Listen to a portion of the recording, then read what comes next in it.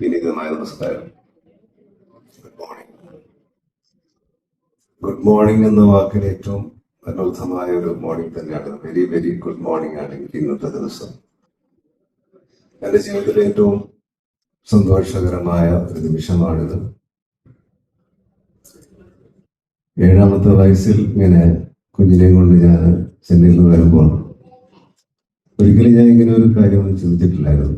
അവിടെ നന്നായിട്ട് പഠിപ്പിക്കുക, നല്ലൊരു ജോലിയൊക്കെ കിട്ടി, നല്ലൊരു പയ്യനെ കൊണ്ട് കല്യാണം കഴിപ്പിച്ച് സന്തോഷമായിട്ട് പറഞ്ഞേക്കുക, ഇത് മാത്രമേ എൻ്റെ ലക്ഷ്യം. അതെല്ലാം അവളുടെ ഇഷ്ടത്തിനനുസരിച്ച് ഞാൻ ജീവിച്ചു എന്നുള്ളതാണ്. എൻ്റെ കരിയറൊക്കെ ഒരുപാട് ഗ്യാപ്സ് വന്നതിൻ്റെ പ്രധാന കാരണം എൻ്റെ മോളെ അതുപോലെ മുന്നരിച്ച് നോക്കിക്കൊണ്ടാണ്. അങ്ങനെ ഇവിടെ ചിന്മയ സ്കൂളിൽ ചേർത്തു. അതിനുശേഷം എൻ്റെ ഇഷ്ടത്തിന് ഞാൻ ചോയ്സ് സ്കൂളിൽ ചേർത്തു. അതിൻ്റെ തൊട്ടടുത്ത് തന്നെ ഞാൻ വീട് വാങ്ങി സ്കൂളിൽ പോകാനുള്ള എളുപ്പത്തിന്. അതിനുശേഷം എന്നോട് ആദ്യം പറഞ്ഞൊരു ആഗ്രഹം, അച്ഛൻ എനിക്ക് ബാംഗ്ലൂരിൽ +2 കഴിഞ്ഞപ്പോൾ ബാംഗ്ലൂരിൽ എനിക്ക് ക്രൈസ്റ്റ് കോളേജിൽ പഠിക്കണം. അതൊരു ആദ്യത്തെ ആഗ്രഹം പറഞ്ഞതാണ്. ഞാൻ ബാംഗ്ലൂരൊക്കെ വേണം, നമുക്ക് പറ്റുന്നൊരു സ്ഥലമാണോ? ഇല്ല അച്ഛൻ, ഞാൻ എൻ്റെ കാര്യങ്ങളൊന്നും നോക്കിക്കോളാം, ധൈര്യമായിട്ടിരുന്നോളാം. അങ്ങനെ ബാംഗ്ലൂർ വിട്ട് ബാംഗ്ലൂർ ക്രൈസ്റ്റ് കോളേജിൽ കഴിഞ്ഞപ്പം പറഞ്ഞു എനിക്ക് ഇവിടെ തന്നെ എന്തെങ്കിലും ജോലി ചെയ്യണം. അപ്പം ഞാൻ അടുത്ത് പോയി രക്ഷപ്പെട്ട് ജോലി ചെയ്ത് അങ്ങനെ ഇതാവുമെന്ന് വെച്ചു. അങ്ങനെ ബൈജൂസ് ആപ്പ് എന്ന് പറയുന്ന അന്നത്തെ ഒരു പ്രബലമായ കമ്പനിയിൽ ഞാൻ അതിൻ്റെ ഒരു പ്രൊഫഷണൽ ഒരാളെ വിളിച്ച് ജോലി വാങ്ങിച്ചു. അങ്ങനെ ജോലി വാങ്ങിച്ചു കൊടുത്ത് അങ്ങനെ കുറെ കാലം ബൈജൂസ് ആപ്പിൽ വർക്ക് ചെയ്തു. അതിനുശേഷം അവരുടെ സ്വന്തം ഇഷ്ടപ്രകാരം വേറെ 1-2 കമ്പനിയിലും ജോലി ചെയ്തു. അപ്പോഴൊക്കെ എനിക്കൊരു ടെൻഷൻ ഉണ്ടായിരുന്നു ഈ സിനിമയിലേക്ക് വരുമ്പോൾ. കാരണം ഞാൻ എൻ്റെ കാര്യങ്ങൾക്ക് ഞാൻ ഒട്ടും സെൽഫ് മാർക്കറ്റിംഗ് ഇല്ലാത്തൊരു ആക്ടറാണ്. മലയാളത്തിൽ ഇത്രയും സെൽഫ് മാർക്കറ്റിംഗ് ഇല്ലാത്ത ഒരാൾ ഞാൻ മാത്രമേ കാണുള്ളൂ. ഇപ്പോഴും ഞാൻ ഏതെങ്കിലും സിനിമയ്ക്ക് വിളിച്ചാൽ മാത്രം പോവുക, ആരെയും വിളിച്ച് ഉപദ്രവിക്കാതിരിക്കുക എന്നുള്ളതാണ് എൻ്റെ ഒരു തത്വം. അപ്പൊ അങ്ങനെ ഒരാളുടെ മകൾ ഇങ്ങനെ സിനിമയിലേക്ക് വന്നാൽ ഞാൻ എങ്ങനെ ഇത് മാനേജ് ചെയ്യും എന്നൊക്കെ ഉള്ള പേടിയുണ്ടായിരുന്നു. അങ്ങനെ അടുത്ത സമയത്ത് 2 വർഷം മുമ്പാണ് എന്നെ പറയുന്നത്, ഒരു പ്രായപൂർത്തിയായ മകൾ അച്ഛനോട് തുറന്ന് സംസാരിക്കുന്ന ഒരു മകളാണെങ്കിൽ, അച്ഛനത് കേൾക്കുന്ന അച്ഛനാണെങ്കിൽ പറയാവുന്ന ഒരു കാര്യമുണ്ട്, അച്ഛൻ എനിക്കൊരാളെ ഇഷ്ടമാണ്, എനിക്ക് കല്യാണം കഴിച്ചു തരുമോ എന്ന് ചോദിക്കുന്ന അതേ ലാഘവത്തോടുകൂടി, അച്ഛാ എനിക്ക് സിനിമ ഇഷ്ടമാണ്, എനിക്ക് സിനിമയിൽ അഭിനയിച്ചാൽ കൊള്ളാമെന്നുണ്ടെന്ന് ആദ്യമായിട്ട് എന്നെ തുറന്നു പറയുന്നത്. ഇതെല്ലാം പറയുന്നത് എൻ്റെ ഭാര്യ ആശയോടാണ്. ആശ അവൾക്ക് അമ്മ മാത്രമല്ല നല്ല സുഹൃത്തും കൂടെയാണ്. അതുകൊണ്ട് എപ്പോഴും ആശയോടാണ് കാര്യങ്ങളെല്ലാം കമ്മ്യൂണിക്കേറ്റ് ചെയ്യുന്നത്.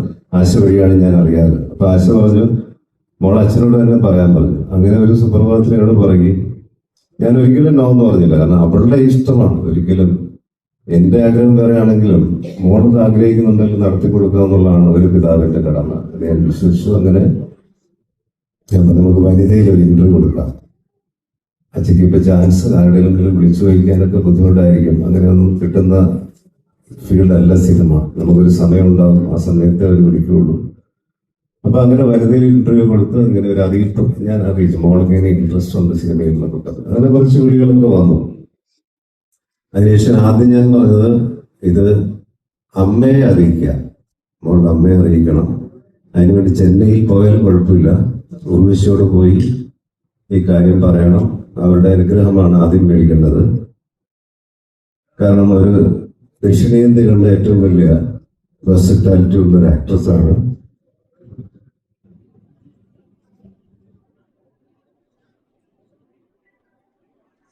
അങ്ങനെ ഒരാളുടെ മകളാണ്. അപ്പോ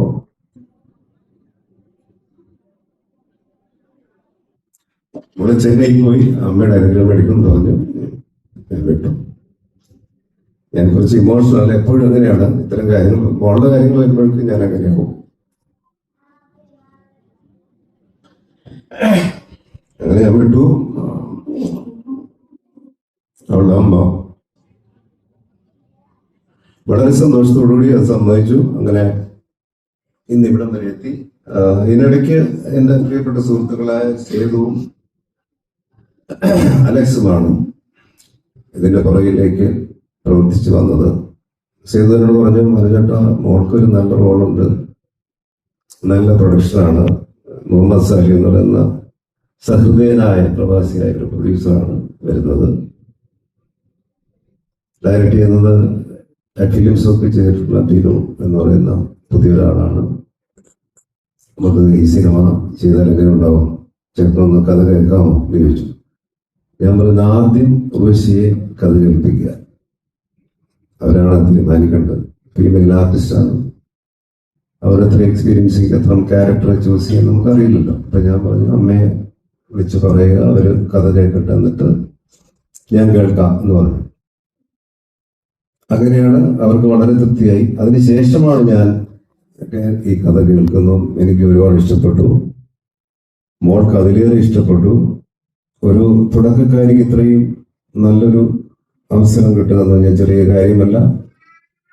ഉർവശിയായാലും ഒരു തുടക്കത്തിൽ ചെറിയ ചെറിയ വേഷങ്ങളോട് വന്ന് മുന്താണയും പിടിച്ച് എന്ന സിനിമയിലൂടെയാണ് ഏറ്റവും പ്രശസ്തി ആർജിച്ചത്.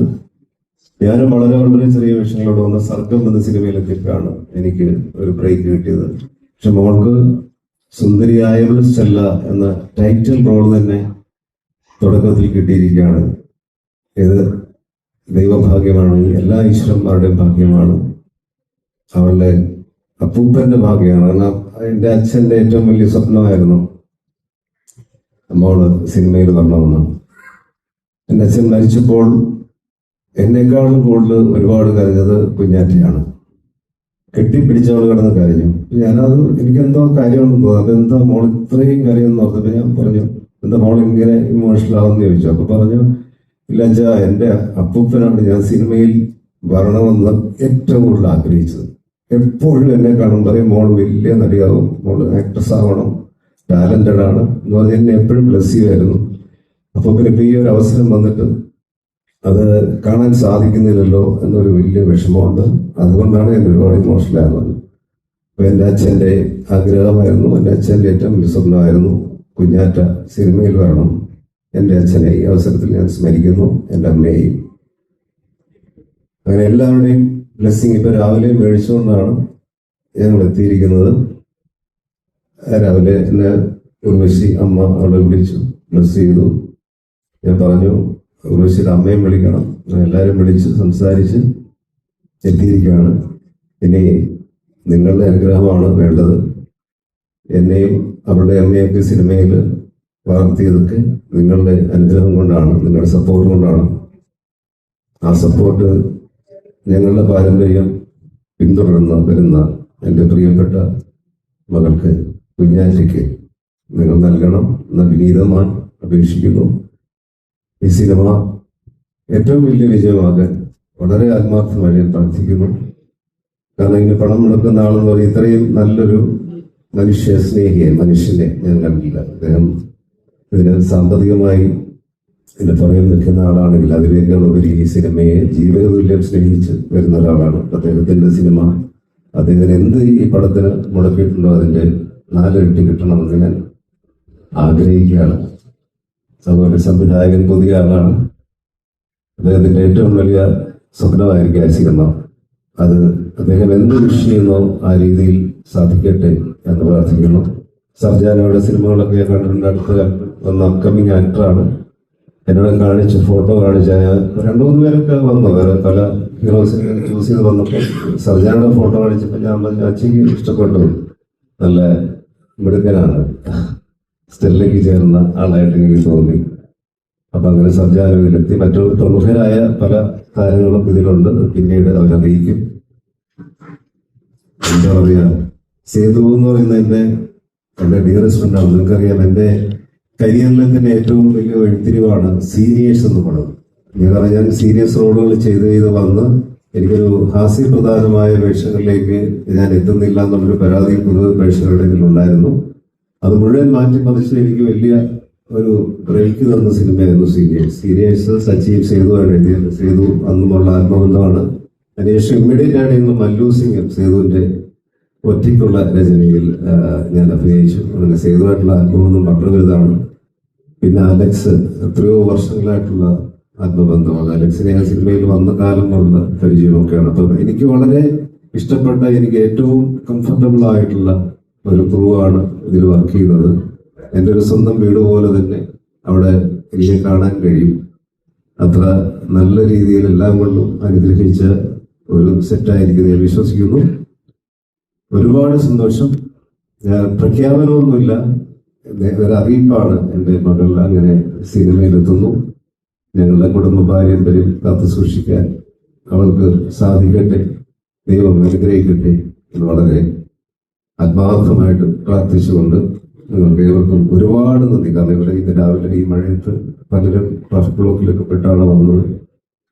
അപ്പോൾ എന്നും എപ്പോഴും മോളുടെ കൂടെ ഉണ്ടാവണം. ഒരുപാട് സന്തോഷം. Thank you so much.